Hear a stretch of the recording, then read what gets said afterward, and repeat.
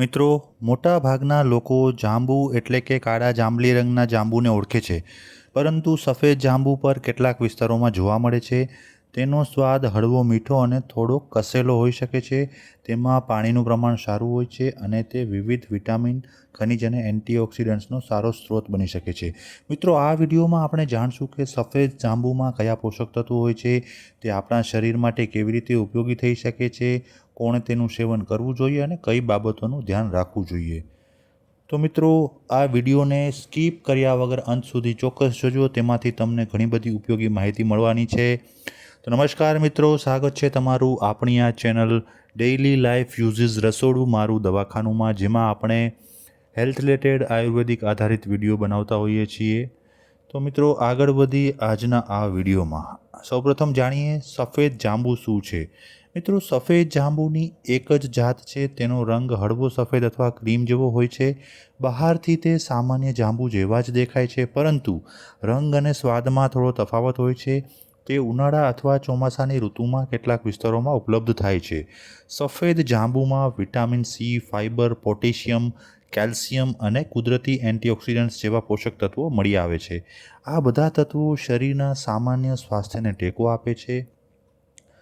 મિત્રો, પોષક તત્વો જોઈએ તો સફેદ જાંબુમાં સામાન્ય રીતે આ પ્રમાણે પોષક તત્વો હોય છે: vitamin C, fibre, potassium, calcium, magnesium, iron, કુદરતી એન્ટીઓક્સિડન્ટ્સ અને પાણી ઊંચા પ્રમાણમાં હોય છે.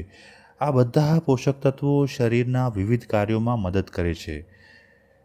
નંબર 1, રોગપ્રતિકારક શક્તિ વધારવામાં મદદરૂપ. સફેદ જાંબુમાં રહેલું વિટામિન સી શરીરની રોગપ્રતિકારક શક્તિને ટેકો આપે છે. જ્યારે શરીરની ઇમ્યુન સિસ્ટમ સારી રીતે કામ કરે છે, ત્યારે સામાન્ય ચેપ લાગવાની સમસ્યા રહેતી નથી. નંબર 2, પાચન ક્રિયા સુધારવામાં મદદ કરે. મિત્રો, સફેદ જાંબુમાં ફાઇબર હોવાથી તે પાચન તંત્રને સારી રીતે કાર્ય કરવામાં મદદરૂપ બને છે. ફાઇબરના કારણે કબજિયાતમાં રાહત મળી શકે છે, આંતરડાની ગતિ સુધરી શકે છે, પાચન વધુ સરળ બની શકે છે, પેટ લાંબા સમય સુધી ભરેલું લાગે છે. મિત્રો, યાદ રાખો કે પૂરતી પાણી પીવું એટલું જ જરૂરી છે. નંબર 3, શરીરને હાઇડ્રેટ રાખે.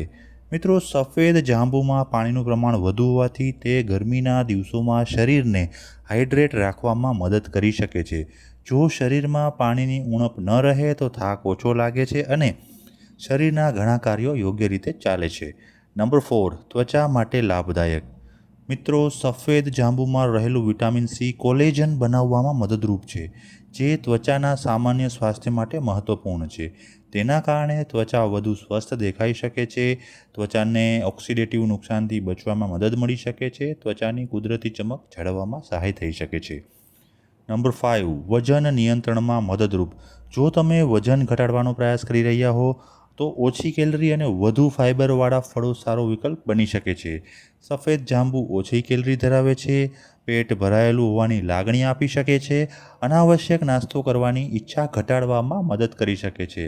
મિત્રો, અલબત્ત વજન નિયંત્રણ માટે સંતુલિત આહાર અને નિયમિત કસરત પણ જરૂરી છે.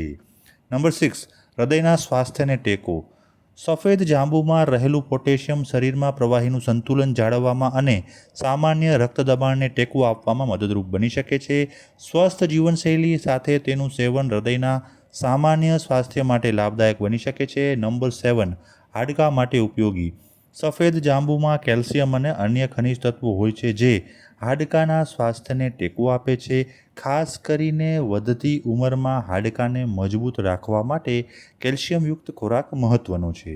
નંબર 8, ઊર્જા અને તાજગી આપે. મિત્રો, સફેદ જાંબુ ખાવાથી તાજગીનો અનુભવ થઈ શકે છે. તેમાં રહેલા કુદરતી કાર્બોહાઈડ્રેટ્સ અને પાણી શરીરને ઊર્જા આપવામાં મદદ કરે છે. નંબર 9, કોષોને સુરક્ષા આપે. સફેદ જાંબુમાં રહેલા એન્ટીઓક્સિડન્ટ્સ શરીરના કોષોને ફ્રી રેડિકલ્સથી થતા નુકસાન સામે રક્ષણ આપવામાં મદદરૂપ બની શકે છે. નંબર 10, આંખોના સ્વાસ્થ્ય માટે ઉપયોગી. મિત્રો, સંતુલિત આહારનો ભાગ તરીકે વિવિધ ફળોનું સેવન આંખોના સામાન્ય સ્વાસ્થ્ય માટે લાભદાયક બની શકે છે. સફેદ જાંબુ પણ આવા પોષક આહારનો એક ભાગ બની શકે છે. નંબર 11, શરીરમાં લોહી બનવાની પ્રક્રિયાને ટેકો આપે. શરીરમાં સફેદ જાંબુમાં થોડા પ્રમાણમાં આયર્ન અને વિટામિન સી મળી શકે છે. વિટામિન સી આયર્નના શોષણમાં મદદરૂપ બને છે. જોકે એનિમિયાની સારવાર માટે માત્ર સફેદ જાંબુ પૂરતું નથી, પરંતુ સંતુલિત આહારનો એક ભાગ તરીકે તેનો ઉપયોગ બની શકે છે. નંબર 12, થાક અને નબળાઈમાં તાજગી આપે. મિત્રો, ઉનાળાની ગરમીમાં શરીરમાં પાણીની ઉણપ થવાથી થાક અનુભવાય છે. સફેદ જાંબુમાં પાણીનું પ્રમાણ વધુ હોવાથી તે શરીરને હાઇડ્રેટ રાખવામાં મદદ કરી શકે છે અને તાજગીનો અનુભવ કરાવી શકે છે. નંબર 13, મોંના સ્વાસ્થ્ય માટે. વિટામિન સી પેઢાના સામાન્ય સ્વાસ્થ્યને ટેકો આપે છે. સારી મૌખિક સ્વચ્છતા સાથે પૌષ્ટિક ફળોનું સેવન પણ લાભદાયી બની શકે છે. નંબર 14, આંતરડાના સ્વાસ્થ્ય માટે. મિત્રો, ફાઇબર આંતરડામાં સારા બેક્ટેરિયાના વિકાસને ટેકો આપે છે. આ પાચન તંત્રને સારી રીતે કાર્ય કરવામાં મદદરૂપ બની શકે છે. નંબર 15, ગરમીમાં રાહત આપે. મિત્રો, સફેદ જાંબુનું પાણીયુક્ત સ્વરૂપ ઉનાળામાં શરીરને ઠંડકનો અનુભવ કરાવવામાં મદદ કરી શકે છે, પરંતુ તેને શરીરની ગરમી દૂર કરવાની દવા તરીકે માનવું યોગ્ય નથી. નંબર 16, કુદરતી એન્ટીઓક્સિડન્ટ્સ.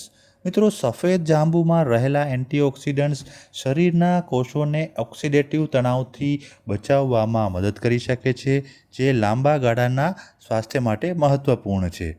નંબર 17, વૃદ્ધાવસ્થાની અસર ધીમી કરવામાં સહાયક.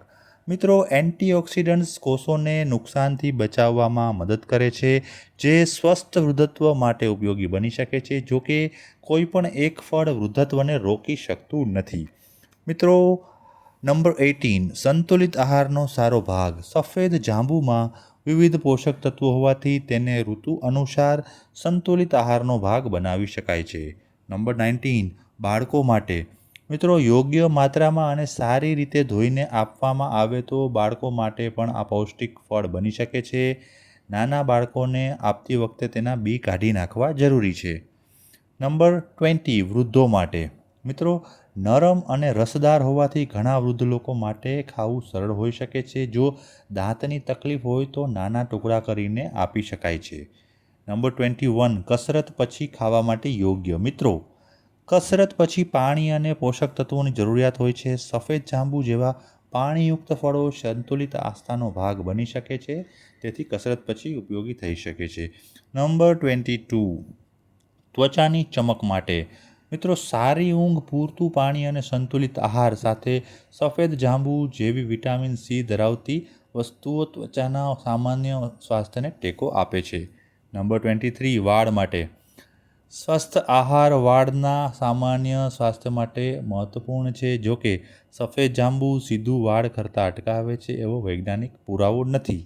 નંબર 24, દૈનિક આહારમાં તેનો કેવી રીતે ઉપયોગ કરવો તે જાણીએ. મિત્રો, સવારે નાસ્તા સાથે ફ્રૂટ સલાડમાં તાજું ધોઈને સીધું ખાઈ શકાય છે અને અન્ય ઋતુના ફળો સાથે મિક્સ કરીને પણ તેનો ઉપયોગ કરી શકાય છે. મિત્રો, હવે જોઈએ કે કેટલી માત્રામાં સફેદ જાંબુ ખાવું જોઈએ. મોટા ભાગના સ્વસ્થ લોકો માટે ઋતુ દરમિયાન મર્યાદિત માત્રામાં, એટલે કે આશરે એક નાની વાટકી અથવા તો 8થી 10 ફળ ખાવું પૂરતું હોઈ શકે છે. વ્યક્તિગત જરૂરિયાતો અલગ હોઈ શકે છે. મિત્રો, હવે જાણીએ કે કોને સફેદ જાંબુ ખાતા પહેલાં સાવચેતી રાખવી જોઈએ. જો કોઈ ફળથી એલર્જી હોય તો પહેલાં ઓછી માત્રામાં અજમાવો. ડાયાબિટીસ ધરાવતા લોકોએ ફળનું પ્રમાણ પોતાના ડૉક્ટર અથવા ડાયટિશિયનની સલાહ મુજબ લેવું જોઈએ. વધુ પડતું સેવન કરવાથી કેટલાક લોકોને પેટમાં અસ્વસ્થતા થઈ શકે છે.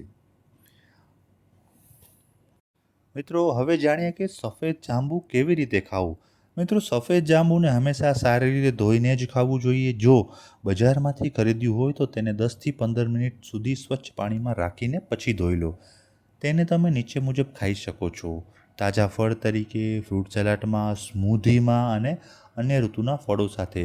ખાંડ અથવા મીઠું ઉમેરવાની જરૂર નથી. કુદરતી સ્વાદમાં ખાવું વધુ સારું માનવામાં આવે છે. મિત્રો, હવે જાણીએ કે સફેદ જાંબુ ખાવાનો શ્રેષ્ઠ સમય કયો છે.